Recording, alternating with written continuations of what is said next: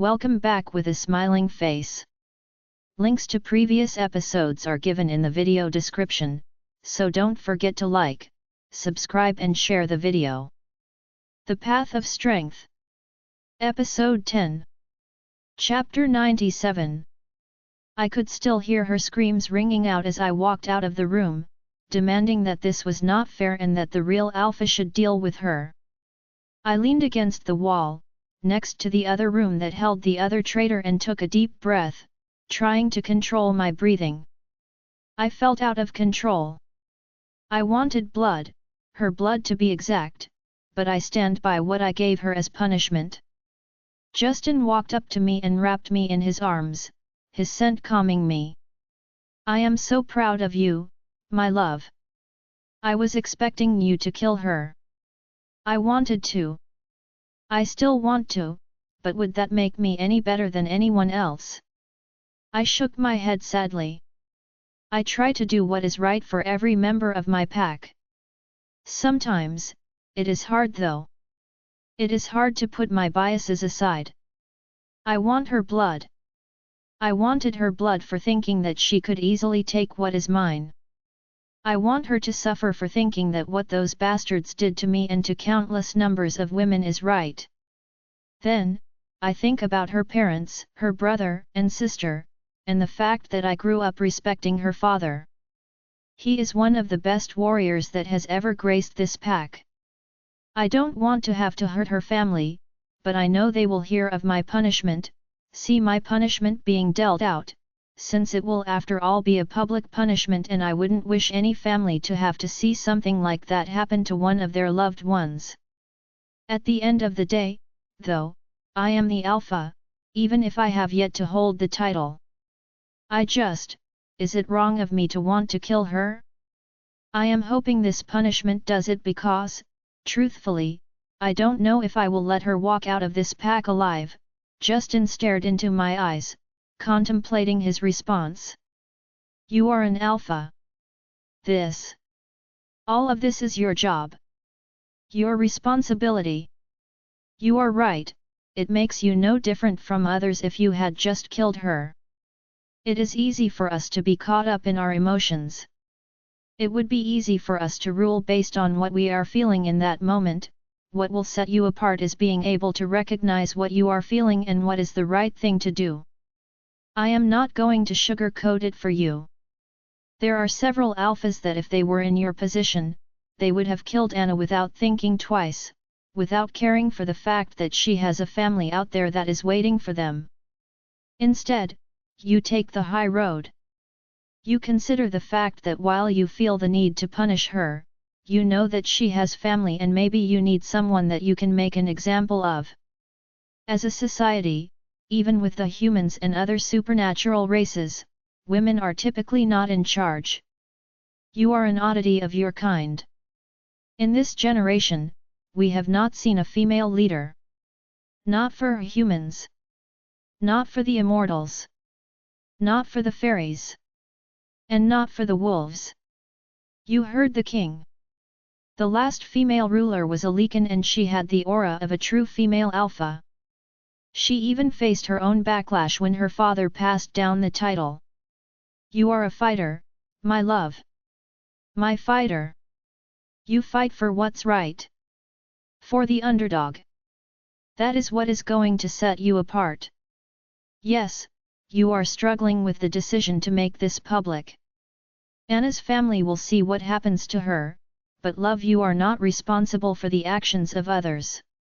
You did not tell her to go to those bastards and give them information about you or about your pack.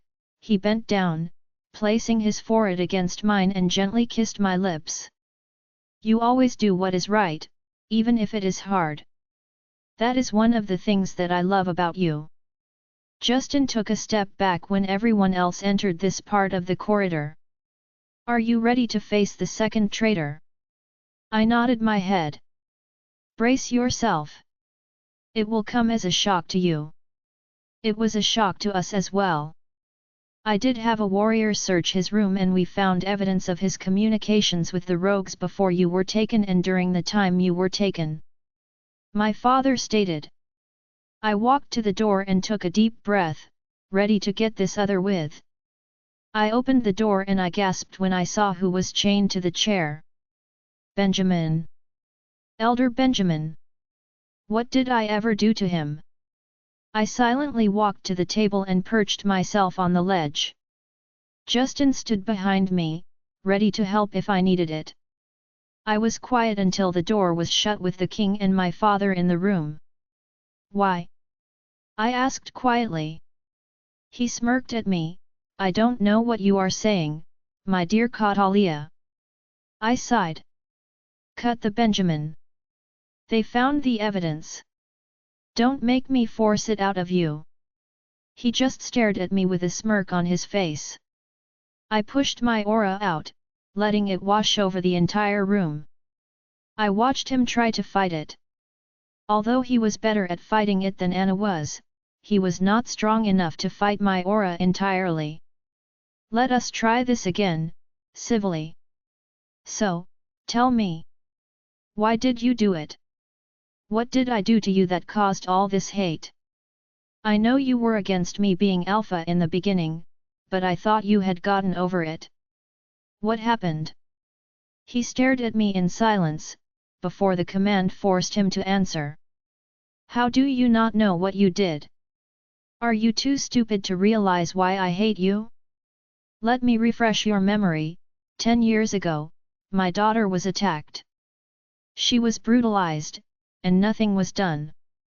She was never the same. Then, 8 years ago, 2 years after her attack, she killed herself. Her mother was the one that found her. She had taken monk's hood to prevent herself from healing, then she slit her wrists, deep, and let herself bleed out in the tub.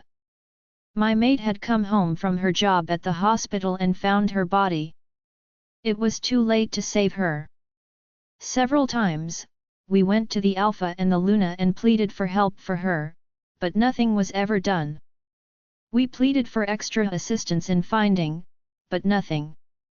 Then, Catalia is raped several years after my daughter killed herself, and suddenly everyone is on their feet trying to find out who did it to her. She receives the best medical attention, receives the best therapists, and everyone dotes on her. All because she is the Alpha's daughter. Where was the concern when it was my daughter, Alpha? She could have been saved. I hated myself for several years after my daughter died. I kept telling myself that it was my fault, but then I realized, it was never my fault. I didn't ask for her to be raped. I didn't ask for her to be attacked. I didn't ask the Alpha not to care about her well-being. So, I decided the real people that needed to pay were those that had ultimately caused her death by not offering her the same assistance that their daughter was offered. I wanted revenge for what happened to her. I want Catalia to be broke. I was hoping they would RE her again, so that she could break just like my daughter did. I wanted her family to experience what it would have been like to have your daughter so broken that she killed herself. I stared at Benjamin, shocked by the revelation. I vaguely remembered his daughter. Lisa. Her name was Lisa. She was a sweet girl. While she was several years older than I knew who she was because she was in my brother's class. At one point in time, her and Michael were the best of friends, until something had snapped inside of her and she changed. No one would tell me what happened to her. I remembered her funeral and how upset Michael had been that day. That entire month, Dad was withdrawn and barely left his office. He refused to talk to anyone, even my mom could barely get 2 words out of him, but I never knew why. Could I really be responsible for punishing this man? He is hurting. Benjamin, we did everything we could for your daughter. I had pulled her aside, my Luna pulled her aside, but she refused to talk about it, telling us that it was not necessary. We could not make her attend anything. We tried looking for her rapist, but it was like the trail went dark. We could not find him. You cannot pin this completely on us. If you want someone to blame, blame me. Don't blame my daughter. I feel the same way about what happened to Lisa as I did about what happened to Catalia. You could have come to us about the anger you were feeling, but you betrayed this pack. You abused your powers as an elder. Mostly, you disappointed this pack. I could tell my father was struggling with his emotions. I looked to the door and then at him, nodding my head. I was trying to tell him with my eyes that it was okay to leave the room. My father left the room. I could tell he was struggling being in here after Benjamin's revelation. He struggled with what had happened to Lisa. Benjamin was wrong. My father did try to find out what happened to her. He tried to find the guy responsible. It seemed he was at a dead end every way when he turned. I took a deep breath and turned to face him. So, you decided that because of what happened to your daughter, it needed to happen to me too? Would you curse that on someone else? You would curse my mate and my family for having to go through the pain of losing me, just so you could feel satisfied about something that was not necessarily my father's fault. I looked towards King Lucas and he nodded his head at me as if understanding what I was asking him. I wasn't sure that I was capable of picking an appropriate punishment. There was a part of me, while it was still small, that wanted him to pay with his life. The other half of me is able to understand his reasoning, but this small part knew that an example needed to be made out of him. He placed blame on my family for something that was not even our fault. As my father said, Lisa had turned down the therapy and the help. He could not force her to attend therapy or even talk to anyone. I pushed my aura forward again. What information did you deliver to them? Benjamin silently laughed before he responded. I told them your strengths and weaknesses. The strengths of the pack, your ranked members. I even spied on you. I was the one that told them about Ashton and his ability. I told them about you being mated already, but at the time you hadn't completed the bond. They were not happy when they learned that you had been fully mated before they took you. I was hoping that they would assault you and then hopefully kill you. Lucas nodded his head at me and walked closer. He pushed his aura forward and Benjamin submitted immediately. You put this family in an awful spot, Benjamin. You will be stripped of your rank, stripped all the way to that of an Omega. You will then receive 100 lashes, with the whip being dipped in silver, for your crimes. The next you will be banished from this pack, if not killed.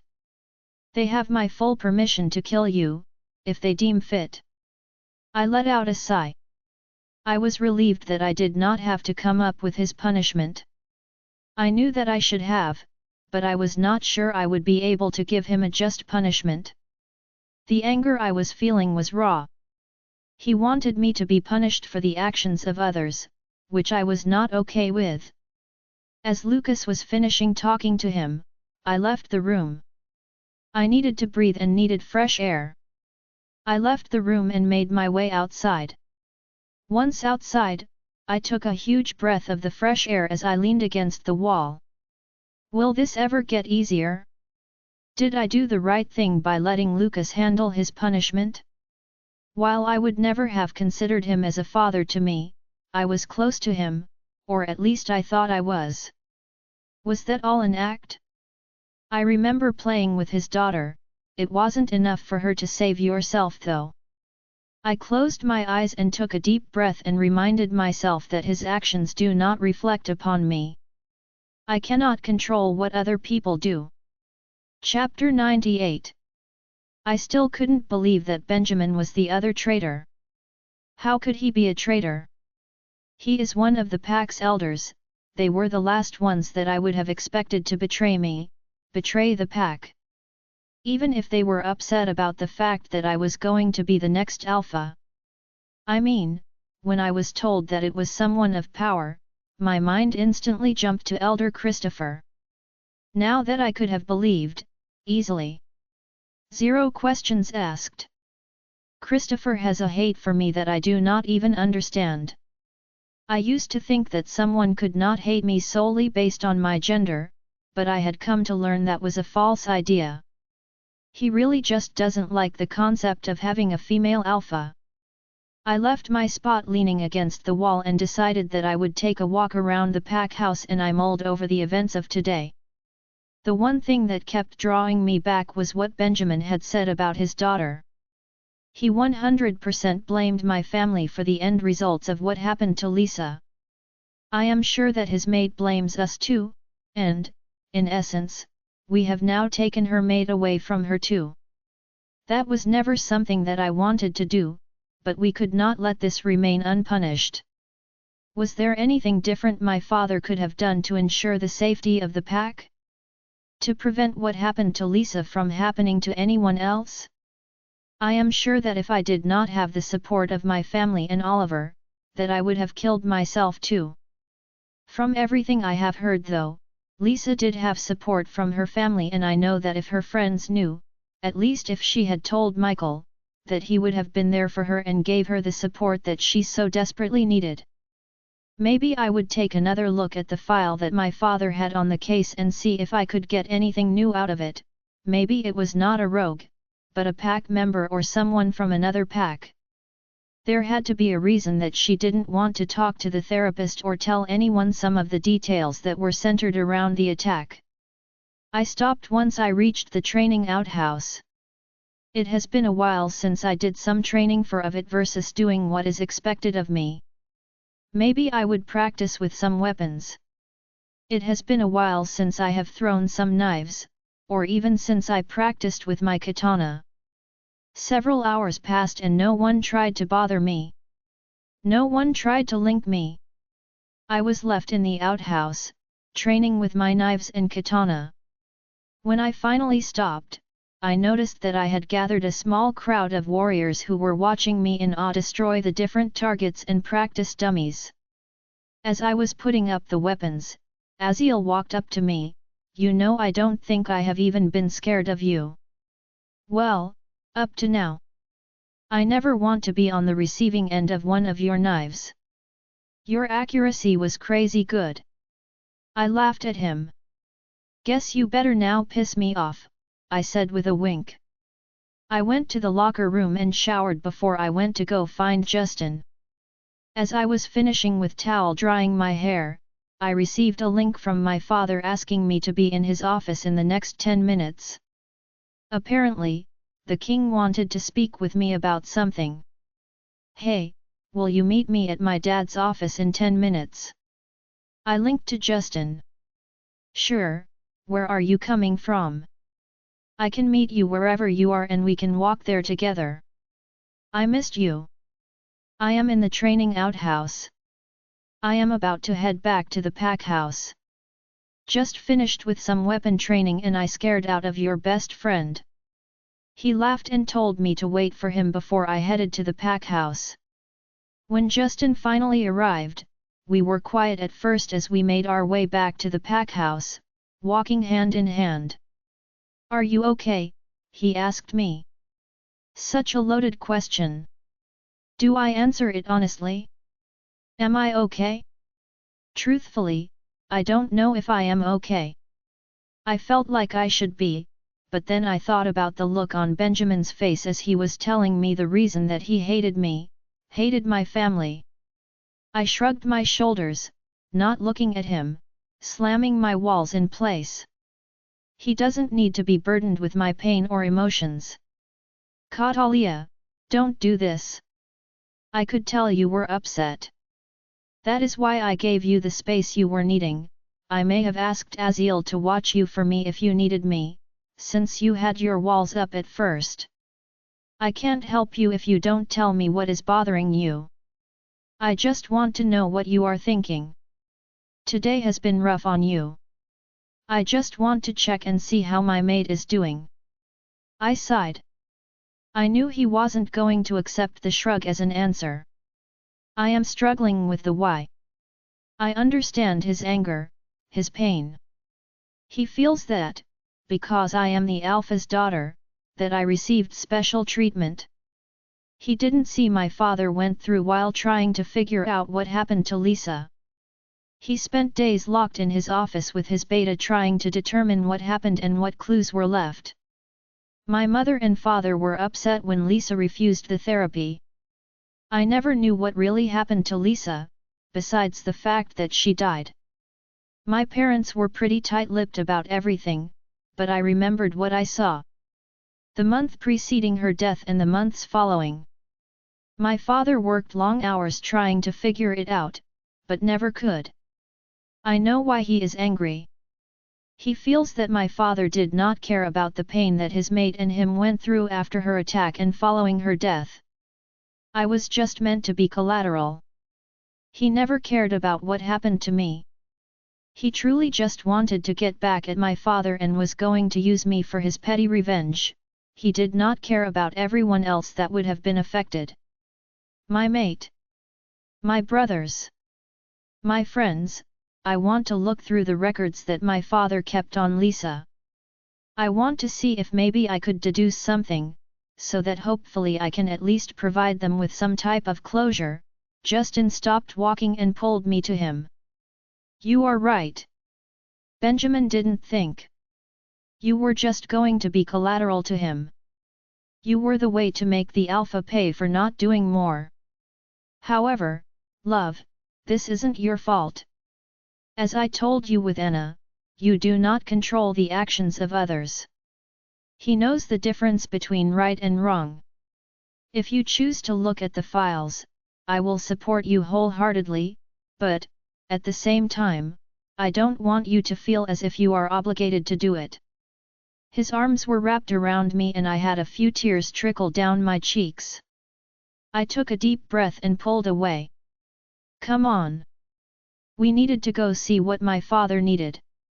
He told me that the king needed me for something.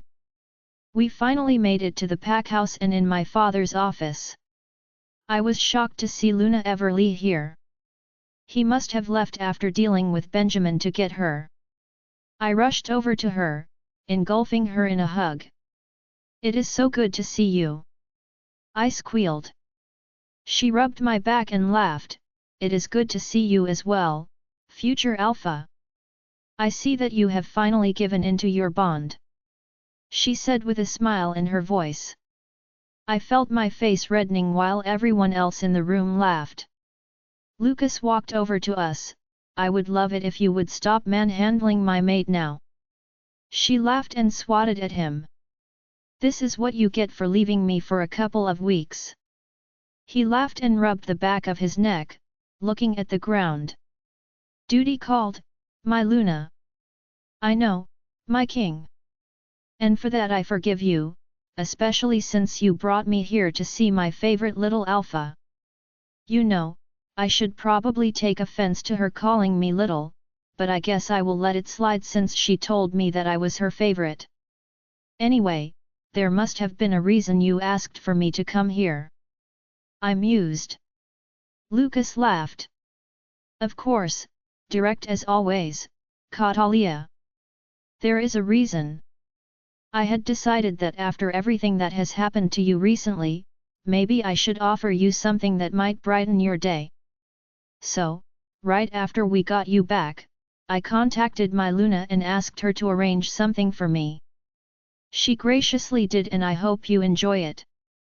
But first, my father interjected, we need to discuss your Alpha ceremony. I am sorry, kid, but I am ready to retire and spend time with your mom. Plus, after the way you graciously handled the issues that arose with Anna and Benjamin, I think that you are ready to hold this title. I was shocked. I figured my father would have been disappointed in me. After all, I didn't handle the situation with Benjamin. I had pushed it onto the king because I was too weak to deal with the problem myself. Catalia, it took a true Alpha to realize that they may have been too close to the situation to deal out a fair and just punishment. That is why your father left the room. That is why the king was so willing to help you with the punishment. You handled it beautifully. I am proud to call you my human. Sky chimed in my head. Now let's get ready to become Alpha. We have worked out for this. I looked at my father with tears in my eyes and waited for him to continue. We will have the ceremony in 2 weeks. At the ceremony, it will double as the Alpha and Luna ceremony, since you have already found your mate, Catalia. I nodded my head. He was going to be in for a real surprise for my announcement at the Alpha ceremony. Hopefully, he isn't too mad at me. I can't believe the time for me to be Alpha was almost here. It felt surreal. I think during these next 2 weeks, I am going to find time to meet with the elders to gauge their concerns and hopefully try to put the rest of them at ease. I don't need to start my reign as Alpha with angry elders, who will try to sabotage me at every turn. Ready for your surprise? The king asked. I eagerly nodded my head. I can't tell who was more excited, the king or me. Usually, I don't like surprises or presents, but I think coming from the king I am going to enjoy this one. Good. Let's go. Your surprise is in the conference room with your beta. I rushed to the conference room and threw the door open. In the middle of the room, talking to my beta, was a woman. She was tall, appearing to be 5 foot 11 inches. She had long, black Amazonian hair. Her eyes were blazing green and they were incredibly bright. As she stared at me, it was like she could see into my soul. Her skin was beautifully tanned with clear skin. She was wearing a dark purple sundress and purple strap-on heels. She was a Lecan and with the aura emitting from her, there was only one person that this could be. Queen of the Upper Canadian region. Queen Indigo. King Lucas and Luna Everly walked into the room right behind me. Catalia, I would like to introduce you to one of my dear friends, Queen Indigo. Since her father had decided to officially pass the title on to her while he was still alive, versus making her wait until he passed. Queen Indigo held out her hand to me and I took it, shaking it firmly. It is a pleasure to meet you, Queen Indigo, I said as I made a small curtsy. Queen Indigo laughed, "SHH, young Alpha. You do not need to curtsy to me and please call me Indigo. You don't need to always use my title. The honor is all mine. I am excited about meeting the young Alpha that my dear friends speak so highly of. Luna Everly and King Lucas have told me all about you. About your struggles, about your pack, but more importantly, about your personality and how you will be a great asset to your pack. From what I have heard, you have been showing the true signs of becoming a great leader." So, we sat and we talked for hours. It felt like. Eventually, the only ones left in the room with me and Indigo were King Lucas and his guardian, Luna Everly, and Justin. The moment that Justin yawned, I realized how late it was and how we had foregone dinner. I guess it is time for us to get ready to end the night. Will you be staying the night? I can have a few of the Omegas set up a room for you and provide you with some dinner from the kitchen. They will do whatever you want at this hour. She laughed. Of course. Your father has already asked me to stay a little while. He wanted me to stay through your Alpha ceremony, if that would be all right. He mentioned that he wanted me to tell you about some of my experiences being an Alpha female and how my kingdom eventually came around, and your additional abilities should soon be coming with the Alpha ceremony up ahead. I can help you hone in those abilities. He already had a room arranged for me and my warriors. I hope you don't mind that I brought some of my warriors. They have requested to attend your training. My father is still antsy when I leave the territory after a few people have tried to have me killed, so, even though I am now the ruler, I bring the warriors just to appease him. You know how fathers are. She finished with a shrug of her shoulders. Ain't that the truth, I will be shocked if my father doesn't try to lock me in my room until my alpha ceremony. He did tell me that I was a danger magnet, so I guess he wasn't wrong. That would be perfect. Thank you for agreeing to come to our pack. We are eternally grateful. Chapter 99. After we had left the conference room, Justin had a few of the Omegas bring us some dinner, while he ran me a steaming hot bubble bath. We stayed up for a few more hours, talking about the alpha ceremony and the events of the day. He would only get in the bath with me because he was determined to bathe me. I finally fell asleep, nestled in his arms. It was now mid-morning and we were sitting in the lounge in the alpha suite, accompanied by my family, the beta family, Lucas and Everly, and Indigo. Was it hard being a female alpha? When I saw you standing in the room yesterday, I automatically knew who you were, just from the aura that was exuding from you. I leaned forward, eager for her response. It was hard. Incredibly hard. You see, I was the firstborn, which meant that I was already supposed to be the heir to my father's throne, but not many enjoyed that idea. My father fought the idea for the longest too. He purposely tried to have sons, just so that he could pass his throne on to a male heir. As you know, it is typically odd for alphas and lichens with royal bloodlines to have a female first. Essentially, their mates produce males first because they are supposed to be the heirs to the throne or, in your case, the pack. I didn't like the idea of him putting my brother before me, even though I was the oldest. So, I told him to test me. Let me prove myself to him. He said he only wanted to see who was the strongest and smartest between my siblings and I, so we had a fight. I won with flying colors. Knocked both of them on their asses. They still haven't lived it down to this day, and that was about 200 years ago. While my father did not have to deal with any elders telling him what to do with the throne, he had to deal with the backlash from his kingdom. Many of the packs and the people in his reign could not stand the thought of me being their next queen, so the death threats started. First, they were scentless with no prints, so we could not even trace them. Then, my food was poisoned. I have a keen sense of smell, so my food smelled off. I sent my dinner to a scientist and it came back that it had been laced with poison. If the kingdom and the packs that were under your father were against you, how did you win them over? I asked quietly. One of my biggest fears is that my pack will not accept me as their true alpha and they will rebel. I know that I am going to be scrutinized for every little thing I do, but I am hoping that I have at least my pack by my side. I can handle anything as long as they don't turn on me. I am not going to lie to you. It took a lot of hard work and dedication.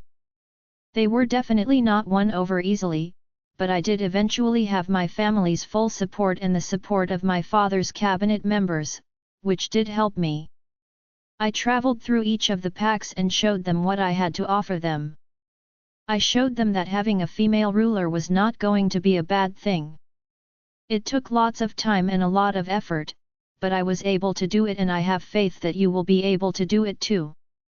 Did anyone give you because you did not have a man by your side or because you refused to allow any man, including your mate, to take your title? She laughed. I knew after what you had been through that I was going to get asked this question. Yes, I had some backlash, but I have yet to find my mate. At first, I was being pushed to take a chosen mate, but I had refused to settle for anything less than my fated mate, even if I never found him. I was constantly being told that I was not going to make a good queen without a mate by my side. They would constantly tell me that I needed to have a man by my side. Each time I would tell them that it was ****. Just because I had a cunt, it did not mean that I could not handle the same that a man goes through. I am more than capable of surviving without a man. After a few months, they finally backed off, realizing that I was too stubborn to give to any of their demands. I laughed. I guess that was how I was described too. Too stubborn to listen to the advice of men that were older than me. I am happy to know that I was not the only one that was pressured to allow any man to take my title from me. I am glad that I was not the only one that was going through it. I hated every time someone implied that I had my title over to my mate and become the Luna. No, there is nothing that is wrong about being the Luna, but that is my title. I was the one that was born as the Alpha. I am the one with the strong aura. Why should I have to give up my title just for my mate? A mate that has no alpha blood, don't get me wrong. I love Justin, but it would not be fair to ask me to sacrifice my title just to appease a few male egos. Indigo smiled at me before looking at Lucas and Everly. You were right, Lucas. I do like her. She has spunk and she doesn't back down easily. She is going to need that as the alpha of her pack. There are going to be many that try to take her down. This pack will have a spotlight on it because of who the alpha is. Hopefully, she can help change the world and how they see females and, more importantly, how they view those that are in charge of a pack or even a kingdom. She looked at me before continuing, don't ever let those old shriveled fools tell you what you need to do with your title. You are the alpha. You are the one in charge. Own it. Be it. Make them your bitch. Show them who the boss is. I smiled. I was glad that I had the chance to meet Queen Indigo. She was a breath of fresh air. It was refreshing to meet a female who was in charge instead of relying solely on those who were not in charge. It is time that the male population gets knocked down a few pegs. We continued our conversation for a few more hours before I had to go to a meeting that I had set up with the elders. Indigo had given me the idea for this meeting yesterday when we talked, so I decided to try it. I convinced my father to set up the meeting and told him that I did not want him to attend. They would have been scared to speak their minds if my father was present. I wanted to know what they were truly thinking and feeling. Unfortunately, I wasn't able to convince Justin not to attend with me, but he promised me he would keep his anger hidden if they said something to piss him off. Like I told him, I just had to know the reasons that they hated me. I wanted to know what I did. If it was solely because I did not have ADK. I may not have ADK, but I am still a king. We walked down the long corridor, making our way to the first conference room. When we entered, all the elders were present. I received a few glares, but for the most part, everyone was cordial when we walked in. Good afternoon, elders. You are probably wondering why I have called this meeting. I wanted to hear from you before I became Alpha. I wanted to know what are some things that you feel the pack needs improvement on. Most importantly, I want to know why each of you has some sort of vendetta against me. I was never a bad child. I reserved all the mischief making for Elijah. I never had a bad word to say against any of you. Suddenly, when I am announced as the next Alpha, you each go bat crazy. Enlighten me. What are the concerns you have for me? There was no surprise when Christopher was the first to open his mouth and speak. Catalia, you must have misunderstood us. None of us truly hate you. Well, at least you as a person. I looked around the room and the rest of the elders were nodding their heads in agreement. Then, what was it? Elder Joshua was the next one to speak up. We did not enjoy the fact that you were going to be a female alpha. Females are not meant to rule a pack or be in charge of anything. There is a reason that women are typically lunas. They are more nurturing and kinder than their male counterparts. Men don't have that in them. Not to mention, we think your mate would make a great alpha. We have always been fond of Justin since he came to our pack. I paused, thinking over my next words carefully. What can I do to prove to you that I am the right one for this job? Edward was the next one to speak after looking at the rest of the elders. They all nodded their heads as if they were in agreement with what he was about to say. Honestly, there is nothing you can do. It will just take time to show us that you are going to exceed the standards that we have set for what would make a good alpha. We don't want you to fail because that would mean that we would fail as a pack, but we, also, need to see that you have it in you to succeed. Right now, we just don't believe it. That was exactly what I thought they would say. Indigo told me as much when she told me about her experiences in her kingdom. She had to prove to them that she was perfect for the job. And that is what I will do. I will prove to them that no one can do this job better than me. Catalia, on behalf of all the elders, we just wanted to apologize for the actions of Benjamin. We never realized how far his hatred went, and we never thought that he would try you for something that was not your fault. We fully believed that your father did all that he could for his family, including trying to help Lisa. Christopher said apologetically. Thank you, Elder Christopher. I understand his pain and I plan to maybe try and help put him and his wife at ease. He will still undergo his punishment, as will Anna, but I will try to help ease some of the pain that he is still feeling from the loss of his daughter. He bowed his head to me and I dismissed the meeting. While I knew what they were going to say to me based on their attitudes, it was good to see their point of view and how it shaped their ways of thinking. While nothing was resolved, I did learn how to gain their confidence. My goal is to prove to anyone that thinks that I cannot do it that I can do it. I will prove to them that I can run this pack better than that of a man. Justin and I headed out of the room, walking hand in hand to dinner. Now, tomorrow's challenge will be to review those files and see if I can see anything they missed 10 years ago. Chapter 100. It is the next day and Justin and I are sitting in my father's office looking through the old files that he had on Lisa. I looked over the files that were related to different pack members that were close to her and her family members. I don't know what it was, but something was telling me that it had something to do with someone in the pack. I don't think that it was a rogue that did it. What other reason would Lisa not want to talk to anyone in the pack about the attack? I think she knew her attacker. She knew that if she were to have told anyone or described the attack in full detail that someone would be able to connect the dots to her attacker. She was scared and I bet she did not have anyone that she thought she could trust. We have been in this office for hours and I was no closer to figuring out what happened. 10 years have passed. Maybe I was delusional thinking that I would be able to find something. Any and all evidence would have been gone. I wondered if they did a kit on her? Maybe we still had it on file. One could hope, right? I decided to mind link Lee.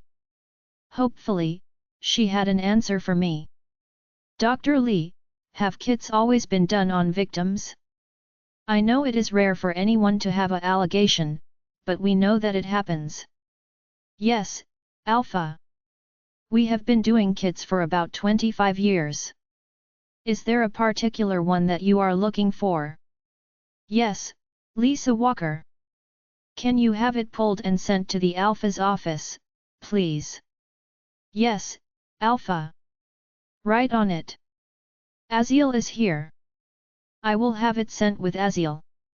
After talking with the doctor, I went back to searching the files. I was now on the file from when her mother had found her. It appeared that she had written a suicide note. They had taken a picture of the note and placed the note in the file. It was faded now, from sitting untouched for 10 years, and it was semi-hard to read. So, I relied on the image in order to read it. Something looked off about the writing though. Lisa and my brother were friends and they were constantly together. They used to pass notes in class and they saved their notes. I remembered stumbling upon them at one point. I remembered making fun of my brother because I thought he had a crush on her, but was too chicken to say something to her.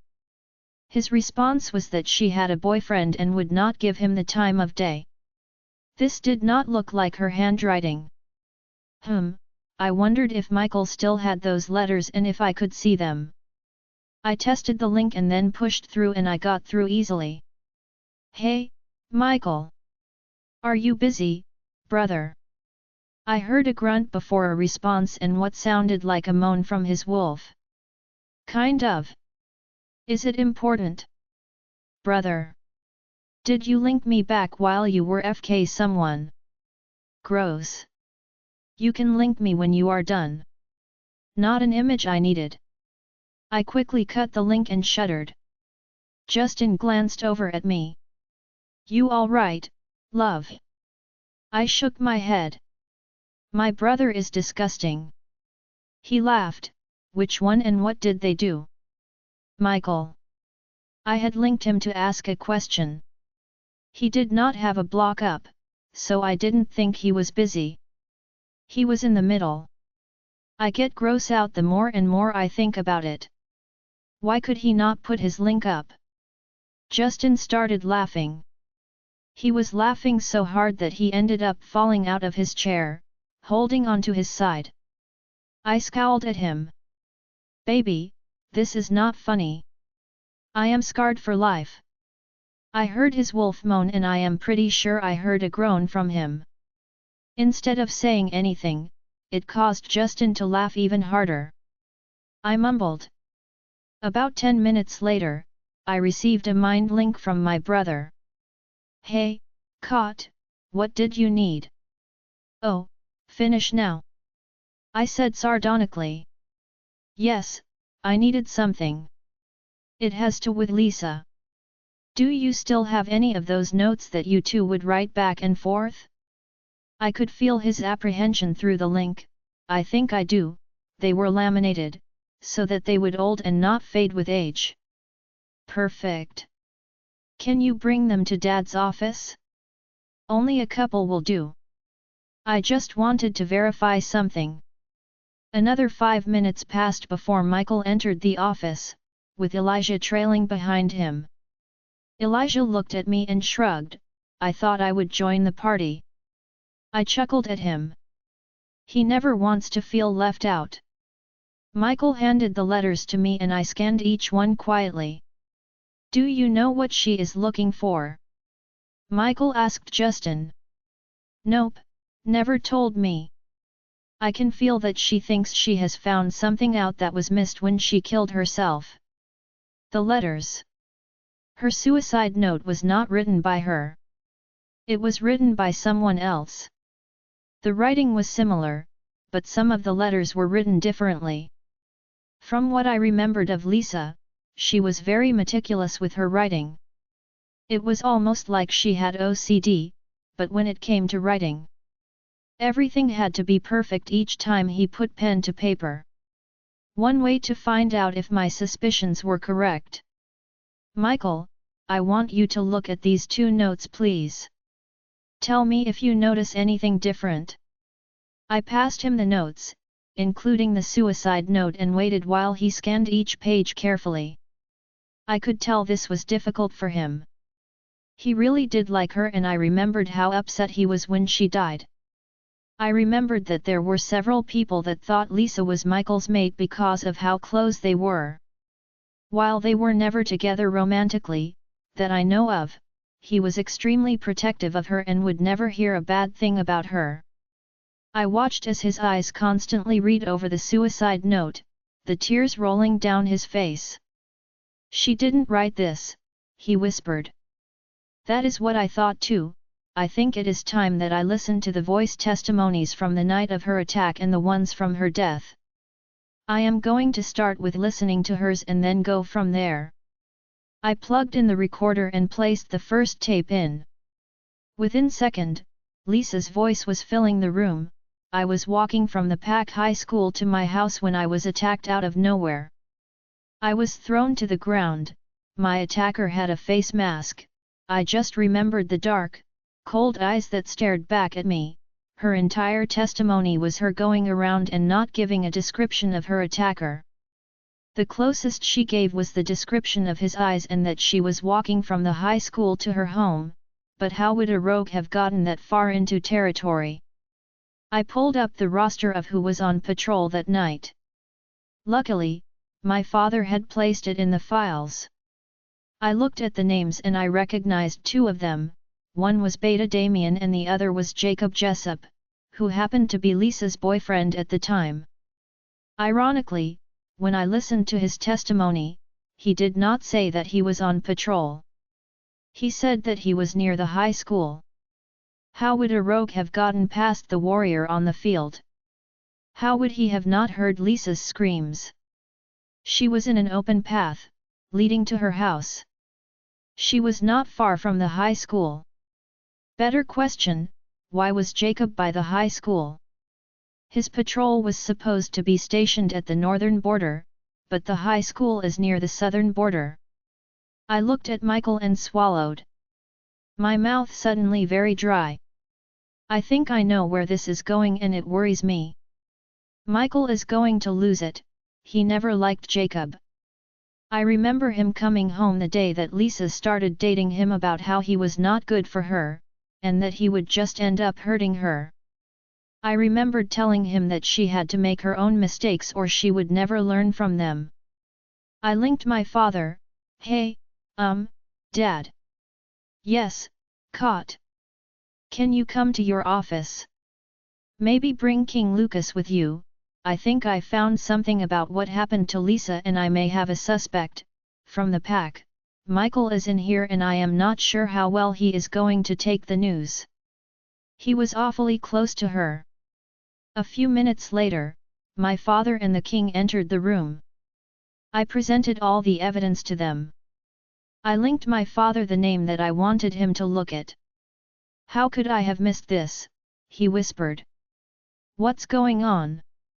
Do you have a suspect now? Michael demanded answers that I am not sure that he was ready to hear.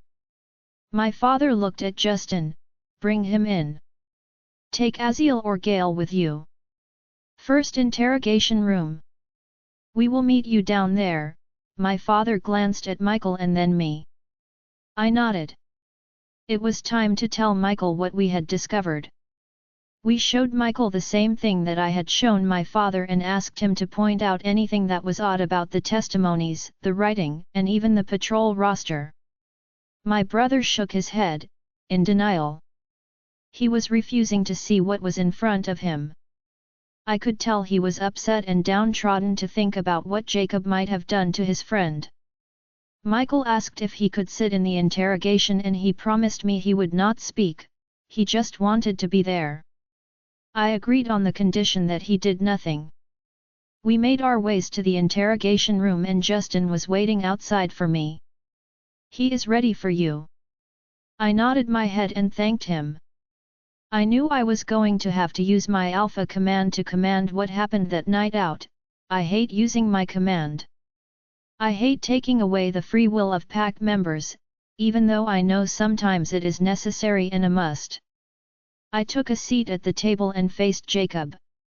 He had short, black hair and he was super thin and the only muscles he had were in his arms, but even then, it was not a lot of muscles.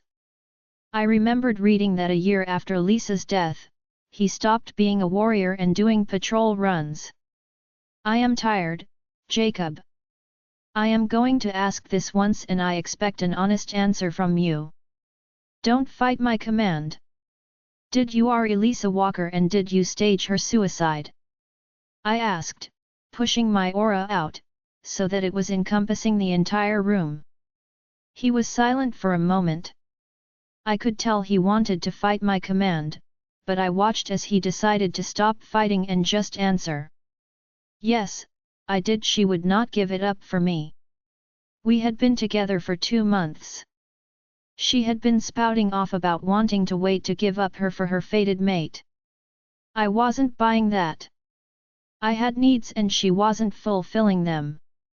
I told her I always get what I want. I knew she had tutoring that day after school, so I thought it was the perfect time.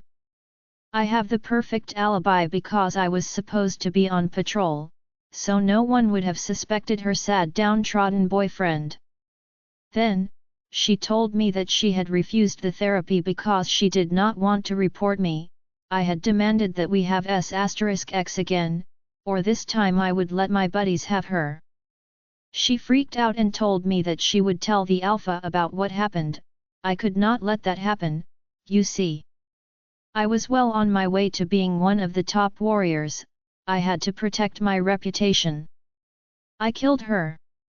I slit her wrist, using one of my hunting knives, laid her in the tub, and wrote a suicide letter so no one would question it. Clearly, no one questioned it since I got away with it for the past 10 years. I carefully watched Michael. I could tell that he was about to snap. I looked at Aziel and he nodded to me. He grabbed Michael and took him out of the room, so that we could finish dealing with this piece of shit. So, you mean to tell me that you assaulted your girlfriend because she would not put out for you? I could feel my growing anger the more that he talked with a carefree attitude. I could see why he stopped fighting my command. He felt no remorse. I saw the evil glint in his eye as he stared down Michael. He knew the connection that he had with her. He wanted us to know what he did. He wanted to gloat about it and rub it in. I think the only thing that would have made this even better for him would have been if Benjamin had been here to listen to him talk about it. Jacob, I sentence you to death. Your death will be made public, for the entire pack to bear witness. I will leave it up to the victim's family to decide how you are killed and who gets the honor of ending your life. With those final words, I spun and left the room. I linked specific commands to Aziel and Gale, who were just promoted to guard duty until he is sentenced to death. Now, I have to break the news to her family. Chapter 101. I decided to break it to his Lisa's family at the same time. Now, in one of the interrogation rooms, sitting in front of me was Benjamin, his mate Lexi, and their son Calvin. Justin and my father came with me to break the news. So, I told them. I went through how I ended up deducing that she was killed and who her rapist was. I went through his confession, leaving out some of the uglier things that he had said about their daughter. The moment I said the words, Lexi broke down in Benjamin's arms. He had tears in his eyes and I could tell that he was trying to be strong for his mate and son. The main thing that they kept asking me was why, and how could he do this to our baby? My heart broke for them. I could never imagine going through something like this. I could never imagine the pain of losing a child and what was going through their minds. What happens now? Benjamin asked. I could see the fear in his eyes. I could see that he was worried that I would tell him that it was too long ago or that I would not allow them to have the closure that was needed for her rapist and killer. I have sentenced Jacob to death. I am allowing you to decide about his death and who will deal the final blow. I know one thing you have wanted as a family was closure from this nightmare, and that was never something that any of you received. I know this will never bring Lisa back, but I am hoping this will ease some of your heartache and pain. I cannot give you back your 10 years of grieving, but I hope this helps in some way. We are going to go now. I am going to give you some time to think and be with each other. For what it is worth, Benjamin, I understand the pain you are going through. While I have never been there, I understand.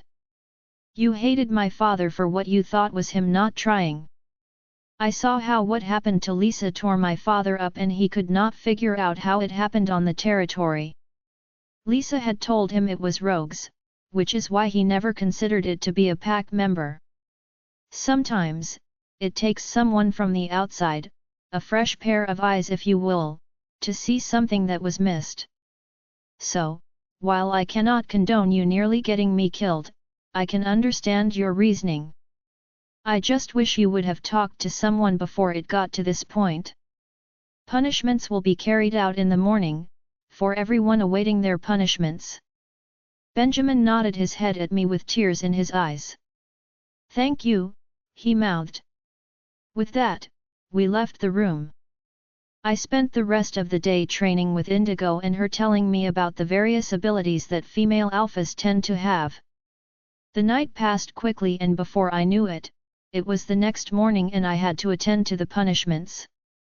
My father told me that I needed to be the one to deal out Anna's punishment, but he said that I could leave Benjamin's punishment to someone else. I just didn't feel comfortable punishing him, even though he betrayed me and his pack. I had decided to ask Justin if he would do his punishment for me. I was preparing the whip that was going to be used on Anna. I had sent a formal request to the High Elders of the Guardians for the use of fire to give out a punishment. They had agreed and told me that since King Lucas's guardian was in my pack, one of his gifts was fire and he would be able to do fire for me, instead of them sending another guardian to do it. I was currently standing with him and we had just finished dunking the whip in the monk's hood. Justin was busy getting all 3 prisoners ready for their sentencing in the center of the town.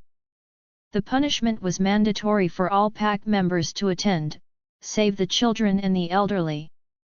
You know, with how often you are in my pack, I don't think I even know your name. My name is Edward, he laughed. Typically, that is how it goes for guardians. Usually, we remain nameless unless our charge introduces us. I think sometimes Lucas forgets that I am here. Whenever I am with his Luna, she will usually introduce me, but it does not bother me either way. I laughed. That did sound like the king. I have noticed that he does tend to be forgetful at times. Were you a wolf before you became a guardian? He chuckled and shook his head. No, I am a warlock. I only became a guardian when my coven was attacked. I was the last living member, so I was approached by one of the elders for their council to become a guardian. I was hesitant at first, but I did eventually agree to it. It just took a lot of convincing. Fire was actually one of my gifts before becoming a guardian. When I became a guardian, I then received the gift of healing. I watched as he took the whip I was going to use and ignited it with his fire. It burned a bright blue and I watched as the monk's hood collided with the fire, causing the flames to burn brighter. This will hold, but most likely, if she has not died by halfway through, then you will have to reignite the flame and use some more monk's hood, he told me. He started working on getting the whip for Benjamin ready for me. Do you like being a guardian? He nodded his head. It does have its perks. I enjoy helping others and I don't mind dealing with the king. Many of the guardians were terrified at the thought of having him as a charge because they had heard about how ruthless he is. I wasn't worried about him, so I agreed to it and I am glad I did.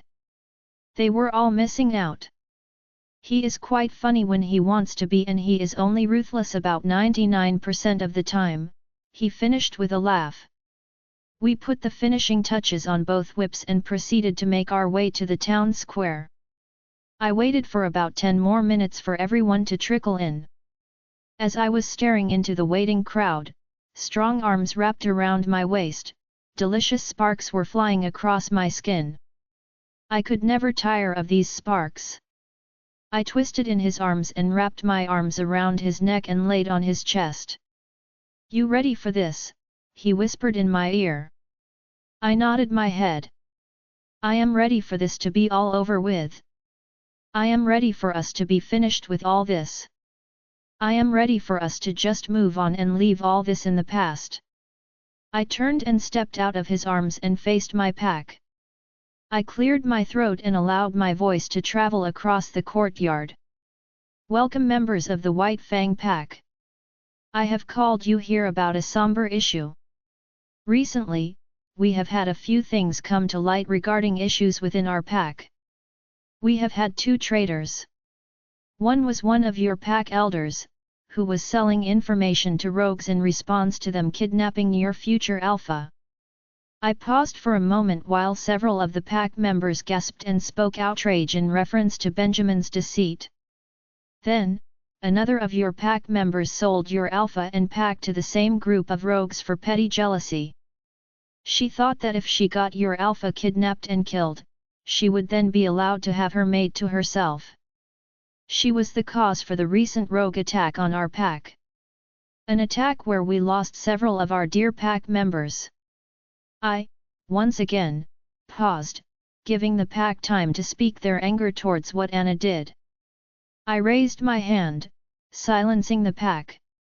And finally, we recently had something come to light regarding the death of Lisa Walter, the daughter of Elder Benjamin, who had committed suicide 8 years ago, following her brutal assault that had happened 10 years ago.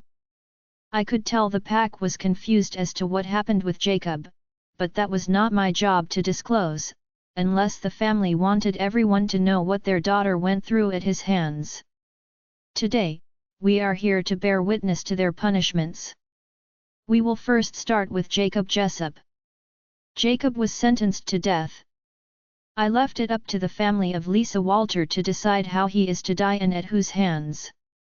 Benjamin, Lexi, and Calvin, please step forward. Have you decided who will deliver his death? Lexi stepped forward. We request that you allow Benjamin to kill him by hand. Benjamin wants to castrate him and then rip his heart out. I will allow this request.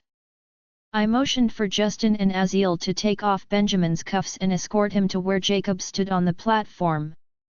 Everyone watched silently as Aziel and Justin held onto Jacob as his pants were removed. Benjamin grabbed a knife off a nearby table. I watched as Jacob tried to refuse. Benjamin waited until he had swallowed, before he used his claw and ripped out Jacob's heart. The courtyard was quiet as they waited for me to continue.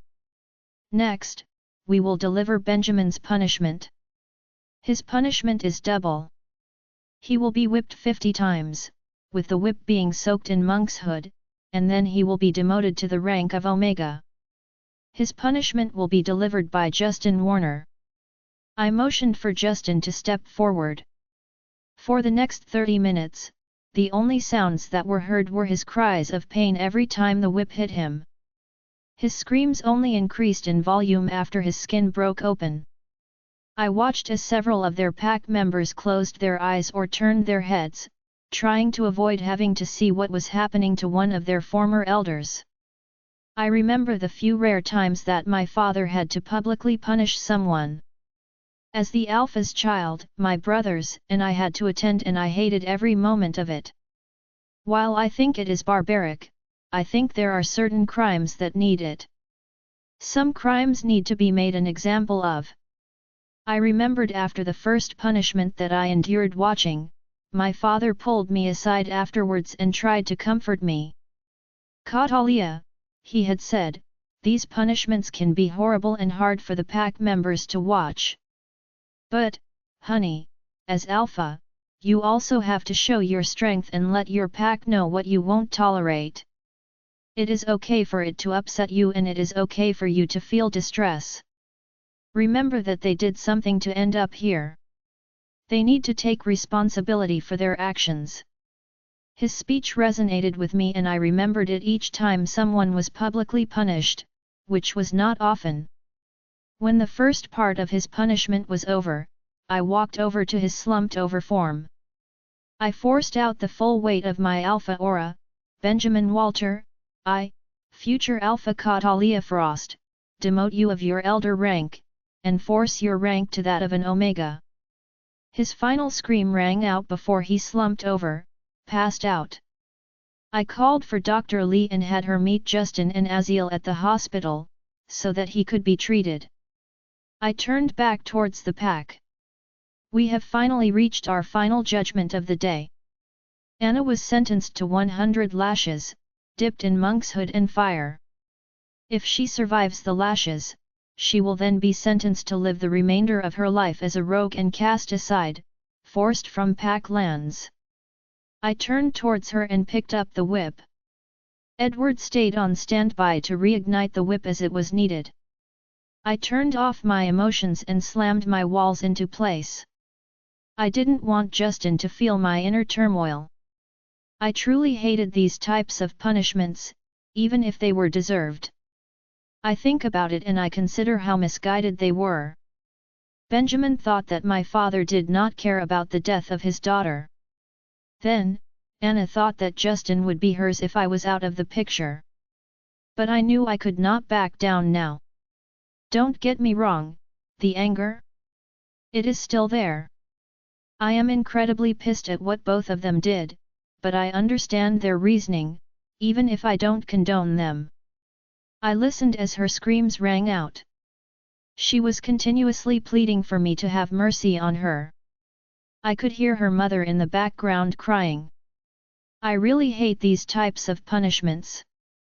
More so, I hate that the family observes them. By the time that I reached 65, there were no screams left. I had Aziel paying close attention to whether she died from this. If she dies, I will automatically stop and allow them to take the body and clean it, so her parents could say goodbye to her. By the time I hit 70, she was gone. Aziel gave me the signal and I stopped, turning to face the crowd. I know these types of punishments are cruel, my voice rang across the courtyard. However, it is important that pack members know that their alpha will take threats against their pack and its members seriously. As a child, I hated these punishments, even though they were few and far between. I used to think that it made me weak to hate them, until I realized that my father hated them too, even though he still went through with them. I have always admired my father and realized that he would do them to show pack unity. He would do it to show that he would do what it would take in order to protect his pack from danger, and that is what I came to do as well. When Benjamin and Anna took it upon themselves to help those rogues, they inadvertently harmed the pack. They not only tried to take away the future alpha, but pack members were injured, several died, and there were some that nearly died. For this reason, I will continue to do what is needed to show that I will continue to protect this pack with all that I have. All that I am. Now, rest. I have had a meal prepared in the dining hall for those that wish to stay. I waited for the last person to leave the courtyard before I stepped down from the platform, turning to look at the carnage that resided. The blood, the vomit, the tears, I felt the first tears trickle down my cheek. I truly hated punishments such as these. Chapter 102. The next 2 weeks passed by quickly. I spent nearly every day either training with Queen Indigo or preparing for my alpha ceremony. The closer I got to the ceremony, the more nervous I became. What if they were right and I did fail? Indigo showed me moves that I never even thought of doing, and she was impressed with the amount of skills that I had with weapons. She particularly enjoyed my work with the katana and sai that I had. Weapons were something that she had little experience with, so I was able to train her using some of the weapons, which she thoroughly enjoyed. Some abilities started to take effect. I noticed the closer I got to my alpha ceremony, the quicker I became. It was as if all my senses were starting to heighten. I, also, developed a sixth sense. While I cannot see the future, I was able to discern when people were telling the truth and if something bad/good was about to happen. Indigo told me that usually that was how a female alpha's gift would begin to manifest, usually small in the beginning, and then the longer I went with the gift, the more developed it would become. The day before my alpha ceremony was to take place, I had a conversation with King Lucas and Luna Everly about something that I wanted to do, and I wanted to see if he thought it was going to be a good idea. I have not told anyone about this plan, including Justin. The king absolutely loved what I planned to do, and they both promised me that they would not let it slip to anyone, especially my dad or Justin. I wanted them to both be surprised at the ceremony tomorrow. Hopefully, they don't get mad. But, hey, on the bright side, if they did get mad, I could remind them that it is always my job to make them question my sanity and decision-making skills. I chuckled to myself. I do crack myself up sometimes. It was now the day of the ceremony. My mother was skirting around trying to get everything together for the ceremony. I was not allowed to enter the courtyard or the lower dining hall. I was set to remain upstairs, getting ready. She even went so far as to tell me that I was not allowed to see my mate. I tried to tell her it was not like we were getting married, it was just an Alpha/Luna ceremony. I could see my mate. She was not having it and she nearly threw a fit, so I decided to let her have her way. I was currently getting my hair and makeup done. A few of the Omegas were up here working on my hair and getting it ready. Carla curled my hair and then tied the sides to the back of my head, allowing my hair to flow down my back. She placed small white flowers throughout my hair. She then applied a soft, yet smoky look to my eyes. She took a step back and admired my hair and makeup. "You look beautiful, Alpha. Justin is going to love your hair and makeup." Now was the time for the moment of truth. My mother had picked out my dress for my Alpha ceremony and would not allow me to even peek at it until today. All she told me was that my dress was going to match the color of her decorations. The Omegas removed the dress from the packaging and helped me step into it. Carla zipped it up from the back and spun me around. "Oh wait! I almost forgot, you can't look at the dress yet." She ran from the room and came back with a small box in her hands. "I nearly forgot that Justin brought you a gift and he asked me to give it to you to wear with your outfit today." I opened the box and gasped in surprise. Inside was a beautiful, gold diamond tiara. I picked up the note lying on top of it and read it. "To my beautiful queen." I swiped at the tears that were starting to fall. Carla picked up the tiara and placed it upon my head. "Now, it is perfect." She spun me to face the mirror and I gasped in shock. I nearly did not recognize myself in the mirror. I should have known my mother was going to go all out with my dress. My dress was deep, dark purple that hugged my curves and flowed out at the bottom, ballroom style. The top part of the dress had beautiful sequins that dazzled whenever the light touched them. The dress went perfectly with the tiara that Justin had gotten for me. I was in awe of my reflection. I slipped on, with the help of the Omegas, the sparkling dark purple heels that went with my outfit. "Catalia, Beta Damien linked, are you ready? It is time." I took a deep breath and then opened the door to reveal Beta Damien waiting for me. He held out his arm for me to take. I smiled at him and placed my hand in the crook of his elbow. "You look absolutely stunning," he complimented me. We carefully walked down the stairs and outside to the courtyard. I gasped when I saw the decorations. There was a mixture of dark and light purple flowers littering the entire courtyard. There were fairy lights strung all around the courtyard, giving it a magical sort of glow to it. There were tables arranged all around with dark purple linen and flower arrangements adorning the top of the tables. I guess my mother really outdone herself this time. I saw my father and Justin talking up front, and the moment that our eyes met, it was as if there was no one else inside the room. Justin was wearing a beautifully tailored black suit with a dark purple shirt and purple cufflinks. He looked to die for in this suit. Note to self: remind me to find all kinds of occasions that involve me getting my mate dressed in a suit. He looked beautiful. "You are absolutely beautiful, my queen. Did you like your gift?" he asked me through the mind link. "No, I did not like it. I absolutely loved it. Thank you, my king.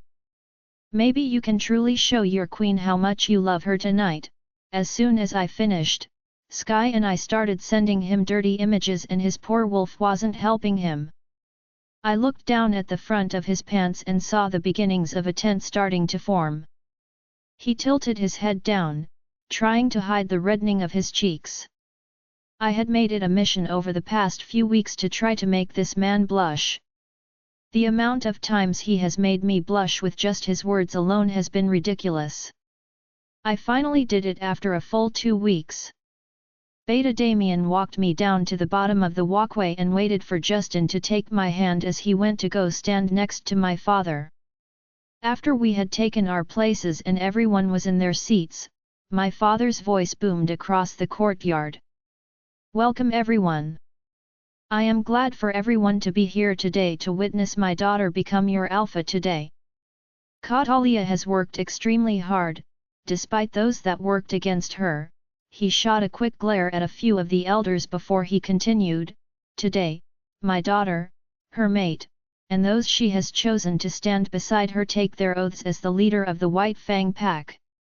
Before my father could even finish speaking, cheers rang across the courtyard. Beta Damien went to the ceremony table, grabbed the chalice and ceremonial blade, and brought it to my father. My father placed the blade in his hand and made a clean slice through the meaty part of his palm, holding it over the chalice. "I, Michael Jackson Frost, pass the title of Alpha to my successor, Catalia Alyssa Frost. Do you, Catalia Alyssa Frost, promise to place the pack's needs above your own? I solemnly swear. Do you promise to uphold the standards that have been set forth as Alpha of the White Fang that have been set as your predecessors? I solemnly swear." I held out my hand and he passed me the ceremonial knife. I sliced through my palm, hissing slightly at the sting, holding it over the chalice. My father held out the chalice to me. "Drink." I held the cup to my lips as the crowd cheered. The moment I took the first sip of the blood, I felt the automatic surge of power and I felt 10 times stronger than I ever had. My aura burst from me. I heard Lucas in the background whisper that it was one of the strongest auras he had ever seen. "I am proud to present to you the new Alpha of the White Fang Pack, Catalia Alyssa Frost." The entire pack tilted their heads in submission. "Now to swear in the rest of her cabinet members." He called Justin forth and passed me the knife and chalice, so I could swear in my Luna. "White Fang Pack," my voice rang out clearly. "I have come to a decision regarding the leadership of this pack." Everyone looked at me inquisitively, including my father and mate. You see, while I was never fond of giving up my title of Alpha, I have made an important decision. Justin will not be your Luna. I could feel the confusion radiating from the crowd. I looked out at the crowd and I saw the smile radiating on Lucas' face. He was the only one in the crowd that knew what I was doing. Justin's POV, I had no idea what she was doing. It worried me that she never told me that she planned to deviate from the typical ceremony. "Justin will not be your Luna. I have decided that we will be CO Alphas." I was shocked. She had mentioned it several months ago, but never stated whether we were going to move forward with that notion. Today, he will swear in as Alpha. "Justin Anders Warner, are you ready to accept your role as Alpha of the White Fang Pack?" Surprise, she smiled at me. "Yes, Alpha." I tilted my head towards her as one final act of submission before taking my role as her true equal. She grabbed the knife and the chalice and sliced through her hand, hissing again at the slight sting from the blade. "I, Catalia Alyssa Frost, share the title of Alpha with my mate, Justin Anders Warner. Do you, Justin Anders Warner, promise to place the pack's needs above your own?" "I solemnly swear." "Do you promise to uphold the standards that have been set forth as Alpha of the White Fang that have been set as your predecessors?" "I solemnly swear." I held out my hand while she passed me the knife. I sliced my hand as she did, holding it over the chalice. "Drink," she commanded me. I held the chalice to my lips and the moment that the mixture of our blood touched my lips, I felt a strong surge of power. My aura burst from me and I watched as the members of the pack submitted to me, greeting me through the pack link. Catalia's father held both of our hands up. I give you your alphas, Catalia Frost and Justin Warner. The crowd went wild as he released our hands. Catalia repeated a similar process with the Beta, Delta, and Gamma. I now give you your cabinet members, Beta Oliver Woods, Gamma James Gray, and Delta Colton Oakland. The crowd cheered as we took our spots next to Catalia. I wrapped my arms around her and held her tightly, kissing the top of her forehead. Have I ever told you how much I love you? I asked her. Maybe once or twice, but I wouldn't mind hearing it again. Now, I couldn't wait to give her the other gift that I have awaiting for her. Chapter 103. Justin's POV. We danced and partied the entire night.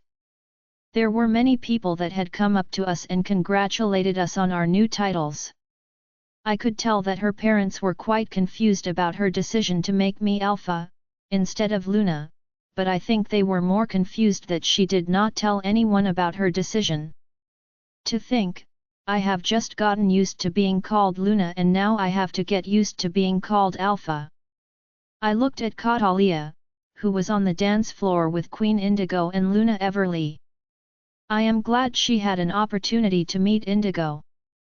I could tell the moment that she met Indigo, something had changed within her. It was like a switch that had clicked with her. Something changed after she heard Indigo's story. I think she kind of related to Indigo's story. I mean, after all, even though pack members did not try to poison her, a few of them tried to conspire to have my mate kidnapped and then later killed. It is the same thing, right? Catalia glanced my way and her face lit with a smile. Goddess, I love her smile. Are you going to come join me, my Alpha? She cooked through the link. Wouldn't I be intruding on your time with the girls, my queen? I responded cheekily. Never. Plus, Indigo found someone that she is going home with. More like going to her room with. And Luna Everly is about to go to the king. She says that she has missed him, even though they have been making googly eyes at each other all night. I made my way over to her, wrapping my arms around her torso. I love you, I leaned down and whispered into her ear. I love you more. She turned in my arms and placed a sensual kiss on my lips. So, we danced for several hours. It felt nice to have her in my arms. We didn't have to worry about her being kidnapped or someone trying to kill her. It was just us and our pack, enjoying our night. Much later, we were getting ready when we ended our night. We started making our way to the pack house. It is ready, Aziel linked me. I could hear the smile in his voice. He has helped me with this surprise for the past couple of months. I wanted it to be a surprise, so I had to enlist the help of several of my friends in order to get it finished and keep her from noticing that I was disappearing often.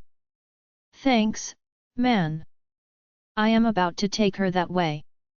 I turned her around and started to walk her in the opposite direction of the pack house. I stopped her for a moment and pulled a silk purple blindfold from my pocket and placed it over her eyes. Where are we going? She asked, curiosity laced in her voice. I told you I have another surprise for you. I just had to wait for it to be finished. Aziel had just finished and he linked me to tell me. I continued guiding her in the direction of her surprise, being careful to make sure that she was watching her step. I walked her down a cobblestone driveway. These stones were to lay. It took Aziel, Gale, and I 3 days to lay these stones down perfectly. It was even harder to make sure that Catalia did not accidentally cross this area of the pack, so she would not be suspicious. I stopped her out front of her surprise and I let go of her hand, allowing her to pull her hand free of mine. I reached behind her and tugged the blindfold from her face. As soon as she was able to see, she let out a low gasp of surprise. It is beautiful, she whispered. Catalia's POV. The moment that the blindfold left my face, I was left in awe. In front of me stood a gorgeous two-story house. It was absolutely exquisite. There were 2 wings to the house and a garage that was set to the side entrance. I turned and looked down the driveway. The driveway was down in beautiful cobblestone that must have taken forever to do. I wondered how long it took for him to get this completed. I knew this house had to have been built from scratch because I could not remember a house so beautiful in the territory. "Are you ready to go inside?" he asked me. I eagerly nodded my head, causing him to chuckle, as I took off running to the house. The moment the door opened, I gasped in surprise. The inside was even more beautiful than I could have ever imagined. It was like a scene straight from the movies. The front room was fully stocked with new furniture and the floor was beautiful hardwood. There was a fireplace on the far left wall of the house. I could suddenly imagine living here with him for the rest of our lives and raising our children here. Their little bare feet padding on the ground as they chased each other. I continued walking through the house and the next room that I went to was the kitchen. The kitchen was stunning. It was decorated in light grey for the cabinet finishing and the countertops were marble. I continued through the rest of the house, observing the laundry room, the extra bedrooms that Justin casually mentioned would be for our future children.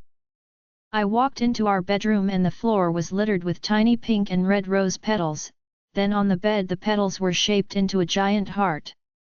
I looked at the decorations he had on the wall and realized that he had taken pictures of us and framed them. He even took pictures without me realizing it and had those framed as well. The bed was big enough to fit at least 4 people. There were 2 closets in the room. It seemed one was for me and the other was for him.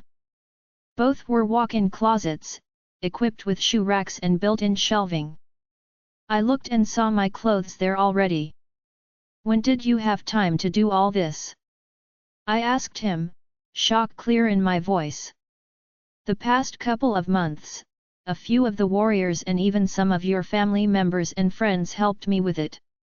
They were all sworn to secrecy and then, tonight, when Gale and Aziel disappeared, it was because I had sent them to the pack house to move our things and bring them here. I wanted to minimize the work you had to do, plus, I asked them to make sure they did the rose petals for me as well. This is where I ended up getting ready, since I was kicked from the pack house by your mother.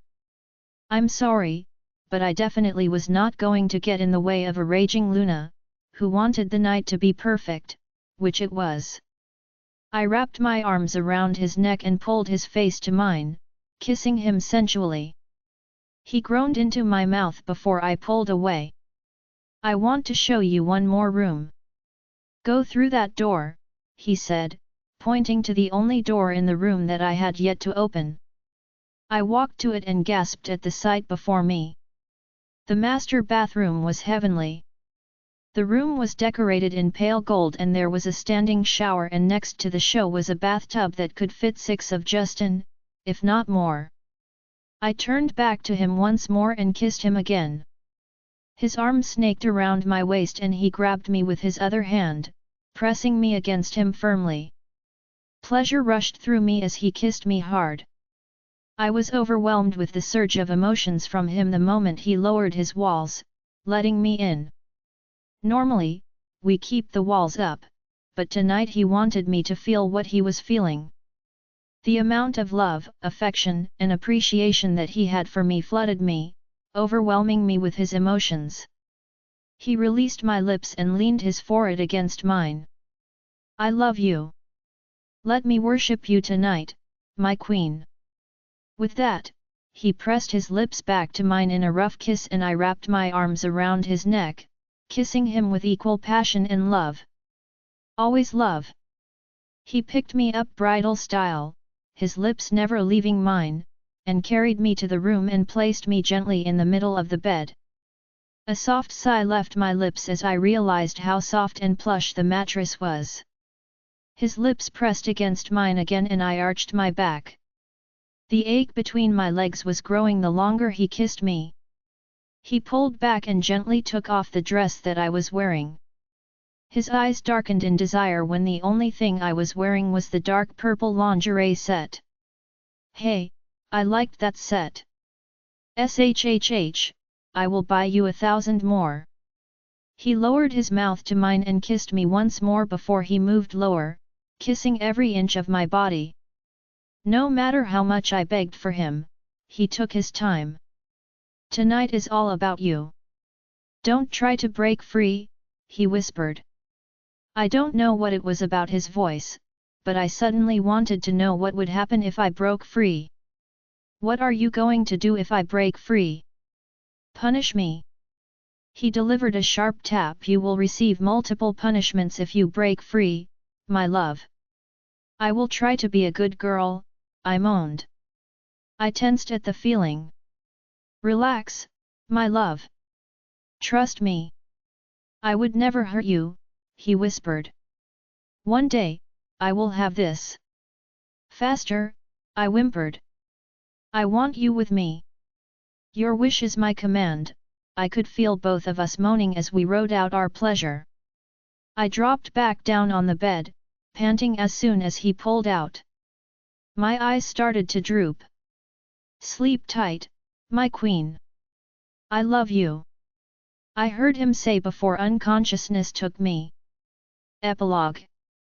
The end. Catalia's POV. 4 months later. The past 4 months have been a dream come true.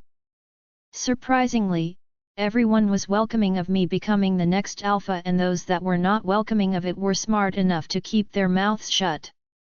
I told no who was meaner if someone had said something negative towards me being alpha. Justin or Oliver. The pack knew not to cross either one when it came to me. We were now getting ready to enter the Crimson Sun pack for the annual summit that we had been invited to. Michael came with us, as did the rest of the ranked pack members. These summits were typically boring from what I remembered from when I went with my parents when I was a child. It had been several years since I have had to attend one. I was hopeful about this summit, though. Hopefully, we will be able to change some of the laws that I have been wanting to change.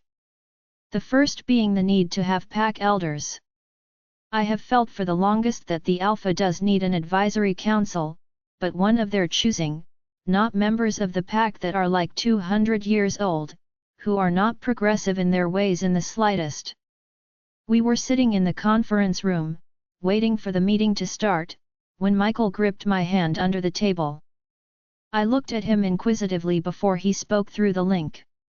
My mate is here. He gripped my hand in a death grip and refused to let go. I looked towards the door to see a beautiful young lady walk through the door as my brother tensed. She had her hand wrapped around the arm of one of the neighboring alphas, Alpha Stavros. Oh no, she is already mated from the looks of it. They both locked eyes and I could see the storm of emotions in both of their eyes. My brother got up and quickly left the room as she took a seat next to Alpha Stavros, staring at the door that my brother had left through. I shared a look with Justin and Oliver. Oliver got up and left the room, assuring me that he would go and check on my brother and make sure that he was okay. 15 minutes later, the meeting was underway. We have now been through several different propositions and requests for changes to several laws before it became my turn to present the law that I so desperately want to change. Alpha Edwards turned to me. Alpha Catalia, it is your turn to present the law that you want to change before we vote on it. I stood and walked to the front of the room and made eye contact with Justin. Justin gave me a small smile and a nod, encouraging me to continue. Good morning, everyone. I am sure everyone has heard some of the issues that my pack and I have had within the past few years, regarding issues with some of the higher members of the pack. Everyone nodded their heads at my statement. I petition that we vote on removing the pack elders and instead choosing to have an advisory council put into place. I want an advisory council of alphas choosing. The council changes each time a new alpha takes over the pack. It is hard to get anything accomplished when the men that we are solely relying on to help guide each alpha are not with the current times. They are not progressive in their thoughts and ideals. Our world is changing, and it is time that the packs start to mirror that change. There would, of course, be requirements that are needed in order to sit on Alpha's advisory council. It will not just a bunch of the Alpha's friends, but rather those that the Alpha trusts. It is hard enough to run a pack, but even harder when you feel that the people that have set out to guide you are against you.